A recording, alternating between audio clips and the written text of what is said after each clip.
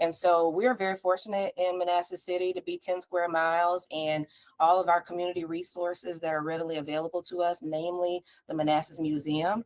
They were very detailed, or a part of the detail, and sitting down at the table with us and making sure that we're able to capture the presence of Jennie Dean, and the history lessons that she left here throughout the building.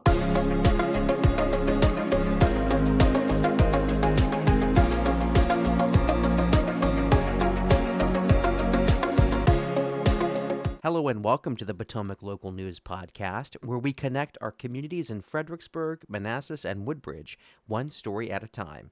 I'm your host, Uriah Kaiser, and the founder and publisher of PotomacLocalNews.com.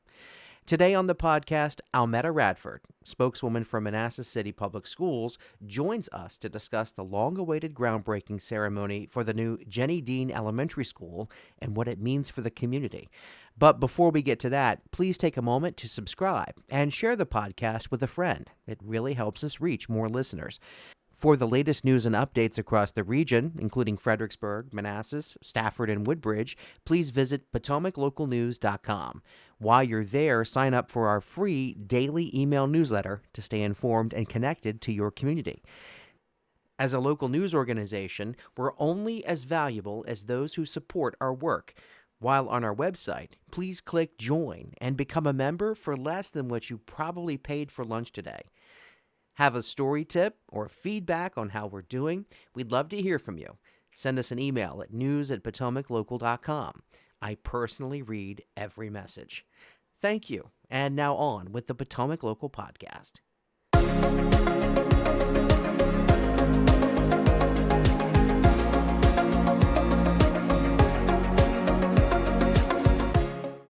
Today, we're diving into a milestone for Manassas City Public Schools, the groundbreaking ceremony for the new Jennie Dean Elementary School, scheduled for December 20th, 2024. Joining us is Almeta Radford, spokeswoman for Manassas City Public Schools, to discuss this long-awaited project and what it means for the community. The new Jennie Dean Elementary School comes with a price tag of $47 million, awarded to Howard Shockey and Sons, well under the original $62 million budget. Set for completion in 2026, this project honors the legacy of Jennie Dean, a trailblazer born into slavery who later founded the Manassas Industrial School for African American children. Ms. Radford, thanks for joining us today. Thank you for having me. This is a big deal. The city has been talking about this. The school division has been talking about this for a long time. That the existing Dean School dates back to the late 1950s. Yes. So it is one of the older schools in our area. I mean, it's probably one of the oldest in the city, and it's one of the oldest in the area. Mm-hmm. But talk to me about how big a deal this is for the community. I mean, that's mainly why it's so powerful. It is our oldest building. And you're right, I've been with Manassas City since 1998. So the buzz of this has been brewing for a long time, and it's reminiscent of when we were able to rebuild Baldwin Elementary, now Baldwin Elementary Intermediate School, and Mayfield, because unlike some of our neighboring areas, we haven't been able to, build new schools regularly like that. And so there definitely is some excitement. Definitely the legacy of Jennie Dean. We want to make sure that we capture that to the best of our ability in the design of this building. I was a part of the design team, and those were some great meetings. And like you said, I think it's something that is huge for our community, and the location of it and everything is just going to really, really be meaningful for people. There were a lot of meetings. You said you were involved in many of them. There were a lot of meetings. There were a lot of this meetings. Building back and forth between the school board and the city council, went back and forth over the location of this school, which is going to be built adjacent to the existing school. Correct. We're still talking about what we might do with the older building. But talk about, when we heard about this initially, we thought this was going to cost a lot more than what we're looking at right now at $47 million. We were approaching well over $65 million and maybe almost more given inflation and everything else. So what brought that price tag down? I think timing is everything. And honestly, the fact that we are under budget and still on time is really about the fact that the timing of the bid we were very fortunate to get out there ahead of some other school divisions. And that made the bid process, I guess that impacted it, first of all. But also, we have a stellar procurement office, and that process of making everything electronic, I think, was definitely appealing to those who would want to bid on the project. And so I think it really boils down to the timing of how everything happened, that it allowed us to come in under budget, which is awesome. As we said, Dean she was born into slavery, and she later, once slavery was abolished, she founded the Manassas Industrial School. She gave Black children a place to go to Mhm. school in Prince William County, now Yes, today the yes. city of Manassas. This Dean Park, as it's referred to, there are fields there. There's a Boys and Girls Club there. There's this beautiful statue of Jennie Dean Hmm. at this park. So this is a place of not just remembrance and to honor who she was, but it's also a community gathering It point. is. So as you looked at the design of this school and how it's going to look, how it's going to serve the community and obviously the children who go there, how did the school board take all that into play? That was a huge part of the discussion because I think there was not a person in the room who did not want to honor that legacy, especially our architects, RRMM. They helped spearhead some of that as well, listening to the passion that we had and wanting to preserve that history. And so we are very fortunate in Manassas City to be 10 square miles, and all of our community resources that are readily available to us, namely the Manassas Museum.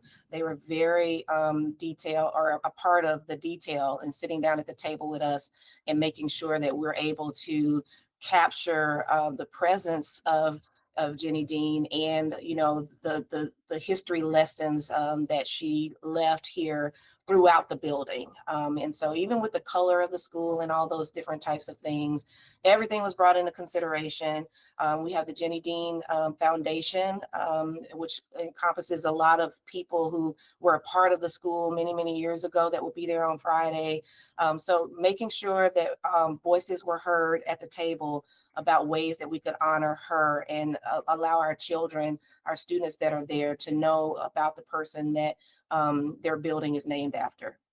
Getting a brand new school building. So let's talk Yes. about some of the cool things that we'll find in this school building that maybe we haven't seen before. Yeah, so this building is energy efficient, so it will be LEED Silver certified. There are going to be a lot of nice outdoor learning spaces. Definitely because it's new, it's contemporary and modern. So we have lots of open spaces. There's a family liaison center, a counseling hub, security enhancements, or better ones, than what we have there now, of course. And just, I think, all around a great learning environment that our students will have, that will allow them to really appreciate the building that they're in. We went back and forth, and we talked about all the meetings that got us here to this point, and there was a lot of debate over open parkland and where to put the building. And because as you said, the city is only 10 square miles, it's a Right. very contained city. But the deal eventually got done between the It got city done. council and the school board, and we Yeah. have a new school board ready to take hold January 1st, Yes. a new city council Mhm. January 1st. What Yes. the fact that this deal got done by the end of the year and you're holding a groundbreaking ceremony, I want to ask you, what message do you think that sends to the community about the future of the city and your organization Right. working with the council to get things like this Yes, done? yes. I think any relationship involves communication and compromise. And, our city council, our school board are charged with working together, for the same purpose, and I think there was not a person that didn't want to see this experience, this project flourish. And how we got there, of course, as you said, through series of conversations and meetings and things. But at the end of the day, we are breaking ground on Friday, and we're just really, really excited to finally be at this place. Tell me what's going to happen with the old building. They're still discussing that, and it's been on the table for many different options. And so I don't think that there's been a commitment just yet about what's going to happen to the old building, but hopefully we'll hear something about that pretty soon. this milestone, you'll witness it on Friday, and obviously the school when it opens. I mean, that's going to be a huge accomplishment. But as you look out ahead over the next 18 months, what other challenges, whether they be infrastructure or or something similar, what's on your radar for the next 12 to 18 months? Well, I don't know, challenges. I mean, because of course, weather, there are all kinds of things that can come up. But after the groundbreaking, we'll move into the permit phase, so I think it becomes real. I think Hmm. that's the thing that I want people to understand that, we have a website where we'll follow the progress of what's going on. But to me, tomorrow will represent this is really happening. Once that shovel hits the ground, Yeah. and then, they start planning out where the construction trailers will be and how deliveries will be coming in. It's like when you build a house, and then you go and you watch the progress of that. I think it's going to be an exciting time for people to see that. And then now that this project is locked in, are there other school needs like this that are coming down the pike that you'll have to turn your attention to I because the think, city continues to grow? yeah, the city continues to grow, but our finance team, our maintenance and facilities team do a great job handling our capital improvements. So our CIP is always on the pulse of what's needed here in the city schools. And so I think we're probably in a good place, and they'll continue looking forward and making sure that all of our buildings, maintain. I want to say this because I've traveled a lot of places, and for us to be as small as we are, I'm just so proud of the way that our buildings look. Our custodial team, our maintenance team, they're awesome. And I appreciate the fact that they always have vision, to want to make sure that we provide the best learning environment possible for our students. Almeta Radford is the spokeswoman for the Manassas City Public Schools. She's been doing her job for a long time. We go way back. Way back. And we do. certainly appreciate you being on with us here today on the Potomac Local News Podcast. A very Merry Christmas to you and your family. A very Happy New Year. And we can't wait to see all the smiling faces at this groundbreaking ceremony coming. It's, like I said, it's a milestone. Yes, thank you so much, and Merry Christmas to you.